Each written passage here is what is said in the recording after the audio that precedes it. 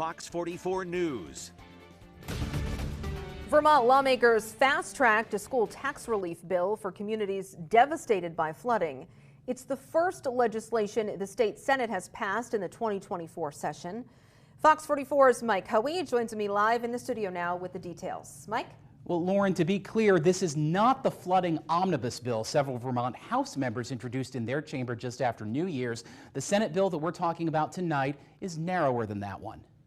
Some Vermont communities have given flood-affected taxpayers a break, forgiving some or all of their property tax bills. But those same cities and towns have to pay any tax bills they choose to abate. We don't think the town should have to bear the additional economic burden of having to pay the school taxes to the state.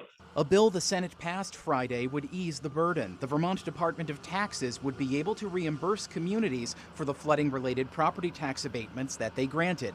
But they have to apply. The funds won't be reimbursed automatically.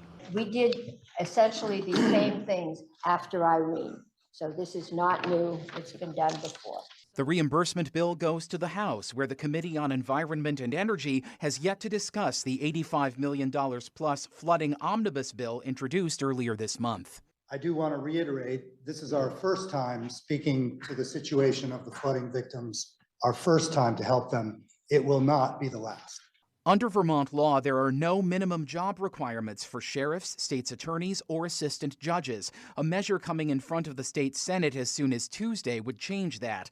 Lawmakers would be allowed to set up not only minimum standards, but also a process to remove people from these positions who don't meet the standards. Vermont Criminal Justice Council Chair William Sorrell told senators Tuesday the council has no official stance on the proposal, either for or against. The non-sheriff issues and the thing are not really in our bailiwick. So was suggested that this really ought to be about sheriffs or not. The longtime former state AG also said if the proposal does end up governing sheriffs, it may well affect Franklin County Sheriff John Grismore. The Criminal Justice Council revoked his law enforcement certification last month, and a House committee has looked since last May into the possibility of impeaching him.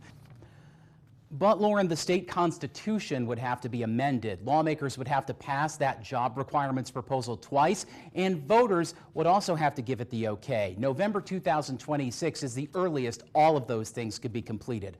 Live in the studio tonight, Mike Hoey, Fox 44 News. Mike, not all of the tents have been taken down in Burlington's Battery Park.